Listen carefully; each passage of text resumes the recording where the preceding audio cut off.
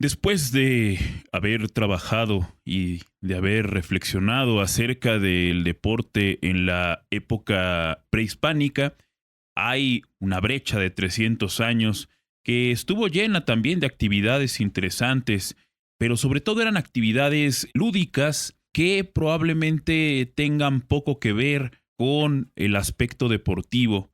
Hubo, por supuesto, peleas de gallos, hubo toros, hubo también palo encebado. Eran grandes exhibiciones donde el pueblo podía asistir y, por ejemplo, en el caso del palo encebado, se le daba un premio al ganador que pudiera subir una especie de poste que estaba lleno de cebo de cerdo, y al llegar en la parte superior era el premio, que normalmente consistía en una de las piernas del mismo cerdo que había cooperado para hacer el cebo.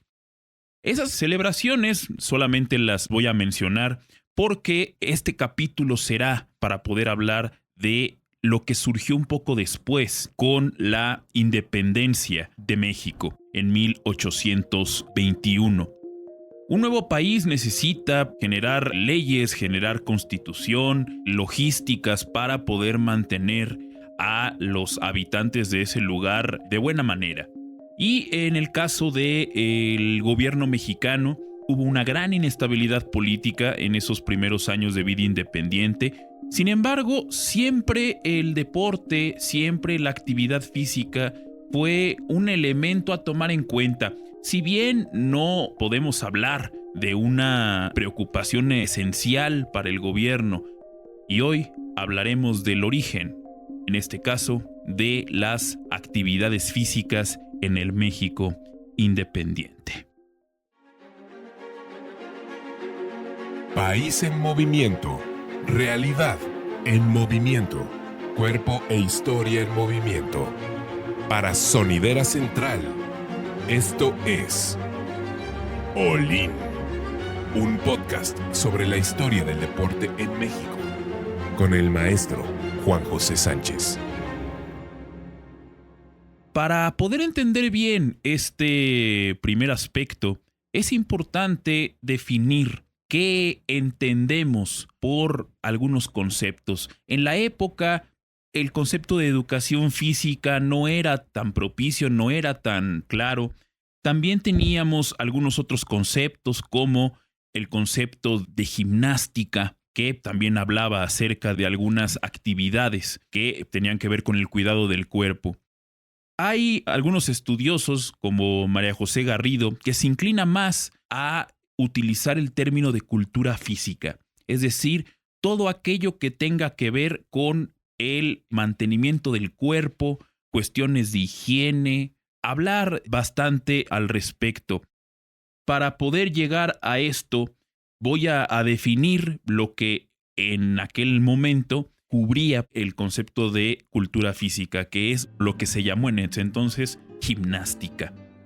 Dice Mónica Lisbeth Chávez que la gimnástica era cualquier movimiento muscular ejecutado de manera voluntaria, metódica y regular por el cuerpo humano, por lo que se englobaron como ejercicios las tablas calisténicas, las carreras, las marchas, los saltos, la natación, la esgrima, los paseos campestres e inclusive hasta el coro o gimnasia respiratoria.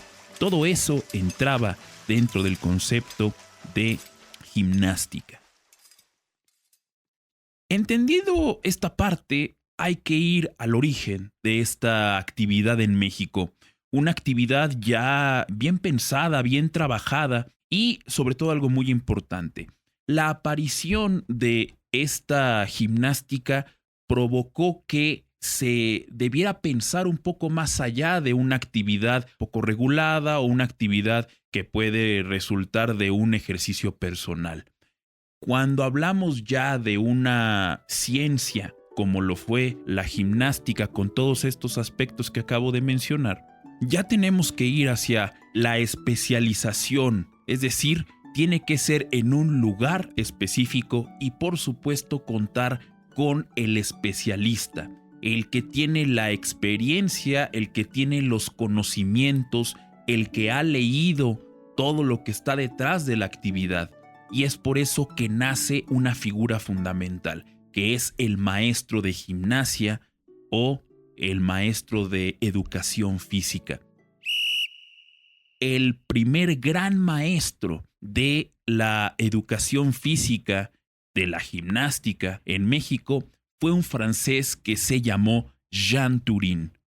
Este señor viene de España. España vivía también momentos complicados. Jean Turin, siendo francés, llega a España como parte de toda la lógica invasora del ejército napoleónico, y cuando España expulsa a los franceses que estaban invadiendo su territorio, tiene que regresar a su país. Y lo hace junto a un militar español que tenía ciertas rencillas con su propio país, que fue Francisco Amorós. Francisco Amorós fue el primer, podemos decir, ideólogo de una rama de la gimnasia, que fue la gimnasia a través del uso de máquinas y aparatos. Él es el que crea a través de máquinas simples como poleas, planos inclinados, etc., lo que hoy pues todavía se sigue usando en los aparatos de ejercicio dentro de un gimnasio más cercano al gimnasio de pesas que a lo que hoy conocemos como gimnasia. Sin embargo, es él el que considera que el uso de aparatos y de la repartición de peso puede resultar benéfico para la salud del cuerpo. Este señor, Francisco Amorós, consideró también que la educación militar tenía que ser basada en el cultivo de un cuerpo que pudiera solventar el fragor de las batallas. Y es por eso que Amorós creó toda una corriente de gimnasia militar, de gimnasia a través de esta cuestión de los aparatos, y tenía como base fundamental el trabajo no solamente físico, sino también moral, a través de, por ejemplo, repetición de canciones con contenido nacionalista. Él creía que también los propios soldados, al estar ejercitando su cuerpo, también iban a adquirir ciertos conocimientos desde el punto de vista ideológico. De ahí parte, por ejemplo, lo que hoy podemos ver en películas e inclusive en algunos ejércitos donde se repiten canciones de este contenido mientras los soldados están corriendo o están haciendo alguna actividad, como una especie de motivación para que lleven a cabo estas actividades. Y bueno, dentro de los alumnos de Amorós, uno de los más adelantados fue precisamente Jean Turin, que llega a México en 1846 probando suerte. No había como tal en México una tradición de gimnasia ni de educación física. El gobierno había intentado promover la educación física en los programas de estudio sin éxito. No había un interés fundamental, como lo había mencionado, en el deporte, pero sí había cierto ruido de integrar actividad física dentro de los programas de estudio. Cuando llega Jean Turin en 1846, él establece un gimnasio en el centro de la Ciudad de México. Pues era una especie de bodega, galerón, un espacio grande, y ahí coloca tanto los aparatos que había traído desde Europa, y también él crea los aparatos inspirado en las ideas de Amorós, construye sus aparatos con materiales mexicanos y tiene a bien instalar en este bodegón todos estos aparatos gimnásticos. Su gimnasio, este bodegón, estaba en la calle de Moneda, número 8, ¿no? En un primer momento, y después se traslada a la tercera calle de San Francisco, en el centro histórico. Empieza pues a tener alumnos, pero no resultaba del todo la promoción que había al respecto de su gimnasio. Y este señor Turin ideó toda una estrategia publicitaria para darse a conocer, que era algo inédito en la historia de este país. Podemos enumerar 4 elementos distintos que utilizó el maestro francés para publicitar sus clases. La primera fue las actividades abiertas al público. los alumnos más avanzados, los alumnos que mostraban algún tipo de interés y que habían estado entrenando con él, después de cierto tiempo de tener este entrenamiento, eran sometidos a pruebas, exámenes públicos, donde mostraban sus avances, ya sea a través de la carga de peso o a través de alguna flexión muscular. Se le decía a los alumnos que invitaran a sus familiares, invitaran a sus amigos, que estuvieran presentes todos y que ellos observaran el avance que se tenía en la parte del cuerpo. Obviamente, Jean Turin lo que buscaba era atraer a más personas que, viendo los avances en el físico de estos alumnos, se iban a sentir seducidos por eso e iban a contratarlo como maestro o iban a pagar una mensualidad para poder asistir a las clases de este experto. Un segundo elemento para promocionar que tuvo Jean Turin fue el uso del diario, del periódico. Ahí en el periódico él anunciaba en esquelas muy pequeñas lo que hoy podemos más o menos identificar como el aviso de ocasión. Ahí ponía: quien esté interesado en venir a tomar clase puede hacerlo en este gimnasio, y así era la forma de publicitar las clases que él tenía. Por ejemplo, hay un anuncio que encontramos en el periódico El Siglo XIX que pertenece a un colegio científico.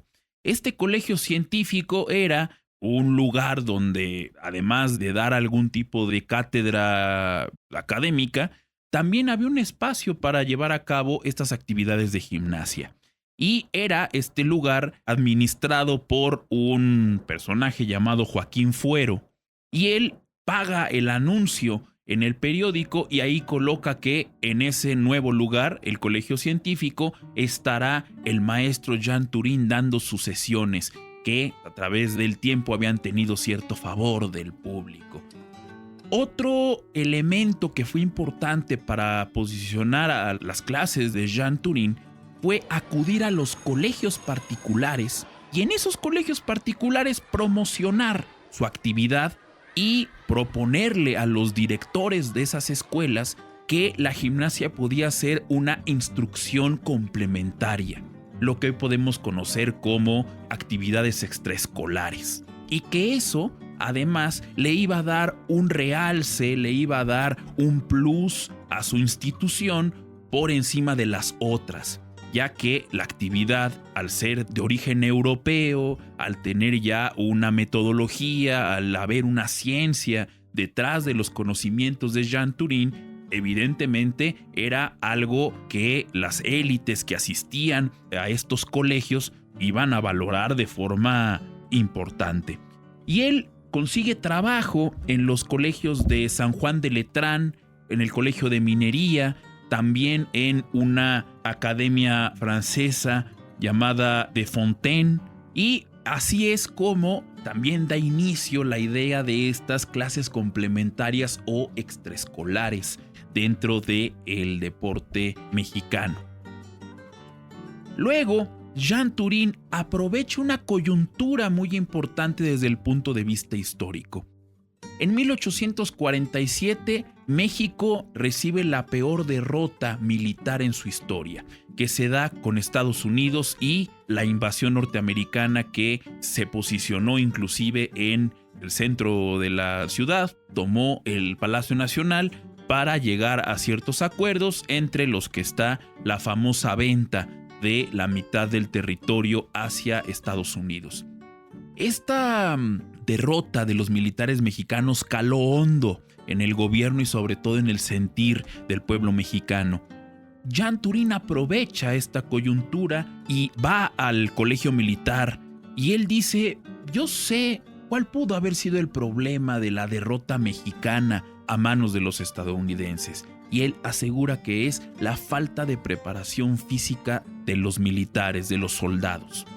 Es muy sencillo, dijo Turin, enseñarle a un militar, a un soldado, a utilizar armas. No es complicado. Sin embargo, si no tiene una preparación física importante que pueda ayudar o que pueda solventar todos los problemas dentro de la guerra, no hay forma que pueda realmente tener un triunfo dentro de las batallas. La gente encargada del ejército compra la idea de Jean Turin y lo contrata para ser el director de la nueva rama del colegio militar, que era la rama de la educación física. Y Jean Turin ahí ya tiene un salario fijo, aunque también seguía alternando con sus clases. Y la última, después de que Jean Turin había sido un académico, había tenido la gimnasia desde el punto de vista científico, un hombre de negocios, un visionario dentro del negocio deportivo, encontró que la mejor forma de hacer dinero no era enseñando sus clases, no era del todo esa parte. Y buscó incursionar en otro aspecto, que era el aspecto circense, los espectáculos públicos. Él logra entender esto gracias a que se le ocurrió en un momento dado publicitarse como lo hacían otros en Europa y en otros lugares del mundo.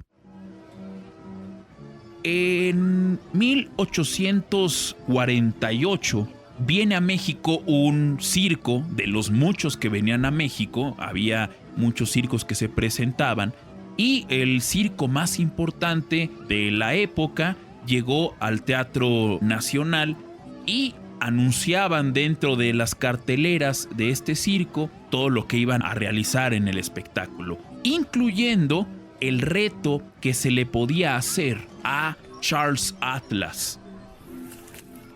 Charles Atlas era un personaje que había nacido en Estados Unidos. Allá se generó y hubo inclusive una larga tradición de Charles Atlas. Era un personaje, podemos decirlo así, que era adaptado por algunos personajes que tenían las características. Y este Charles Atlas era conocido como el hombre más fuerte del mundo. En el circo estaba este hombre, que pues era un hombre grande, fuerte, prácticamente invencible, y se retaba al público en general a que tuviera un encuentro, una pelea con Charles Atlas para demostrar que podía ser vencido, a cambio de una bolsa económica. Jean Turin, en lugar de ir directamente al circo y retar a Charles Atlas, lo hace a través de los diarios. Él le da una serie de retos a este circo y a Charles Atlas diciendo que él, con su ciencia, con un cuerpo de corte académico bien trabajado, podía perfectamente vencer a Charles Atlas. El circo ve la oportunidad con este reto de Jean Turin, no solamente de aceptar el reto, sino de promocionar también el propio circo. Y entonces, a través de este intercambio en el diario, se da el posible reto dentro del circo de Jean Turin contra Charles Atlas. No se tiene, evidentemente, certeza de lo que pudo haber estado detrás. Son conjeturas que los investigadores o los historiadores pueden hacer a través del relato. Esa noche, en el teatro donde se presenta Jean Turin para pelear con Charles Atlas, ocurrió lo siguiente, relatado por el propio periódico El Siglo XIX. Un momento después se presentó Turin, el primer Alcides francés. Esta era la lucha que debía producir el más vivo interés. Turin es un hombre de regular estatura, de proporciones académicas, de formas y de musculación dignas del estudio de un artista. Salió como Charles, desnudo de medio cuerpo para arriba. Turin es hombre de mucha fuerza, de bastante agilidad y de muchos conocimientos gimnásticos. Turin, al introducir en México los ejercicios gimnásticos, se ha granjeado no solo las simpatías de la juventud, sino de muchas familias de la capital que ven que sus jóvenes se desarrollan y se robustecen. Turin, pues, contaba con las simpatías de todo el público. La lucha comenzó, y en las primeras ocasiones los rivales más bien procuraron presentar grupos académicos y dar muestra de todo el ataque y defensa de la lucha, según sus reglas más importantes. ¿Qué decir de grandes esfuerzos vigorosos, pero poco a poco la pelea fue cambiando y fue el amor propio y los lances que tomaron posición de la batalla. Minutos enteros permanecieron con los nervudos brazos entrelazados como la culebra estrechaba a Laocoon y a sus hijos. De repente, cambiaban de posición, se abalanzaban y querían derribarse.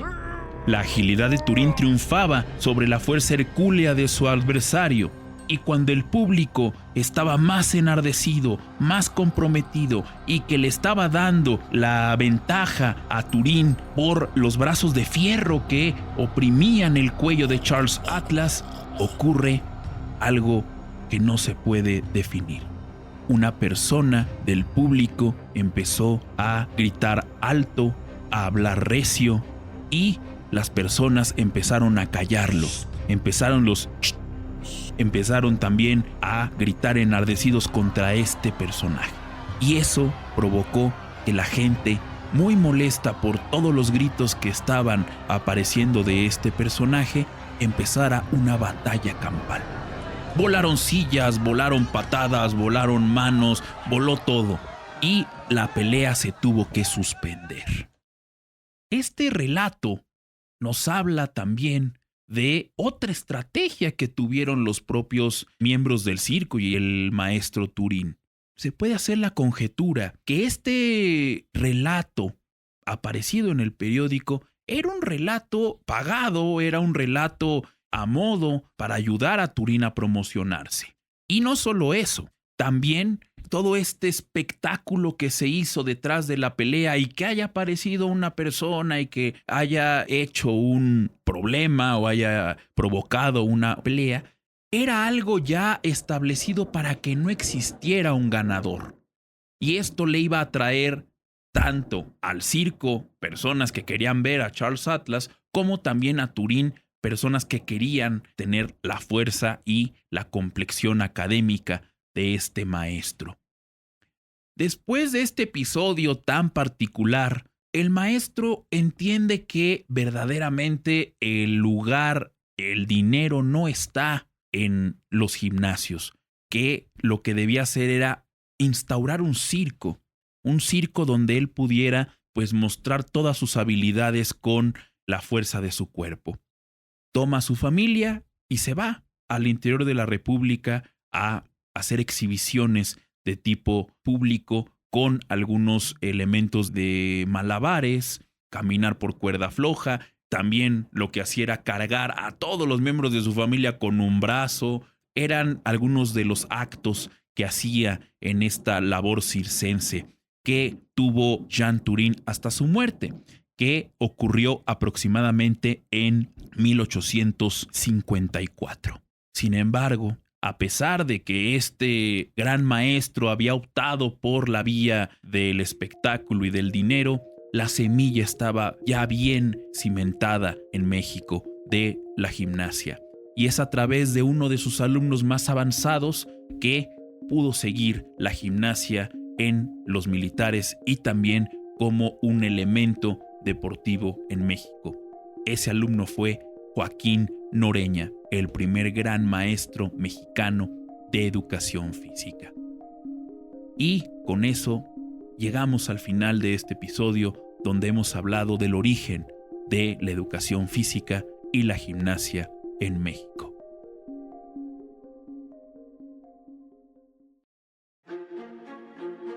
Tú puedes ayudarnos a producir los contenidos que nos merecemos todes.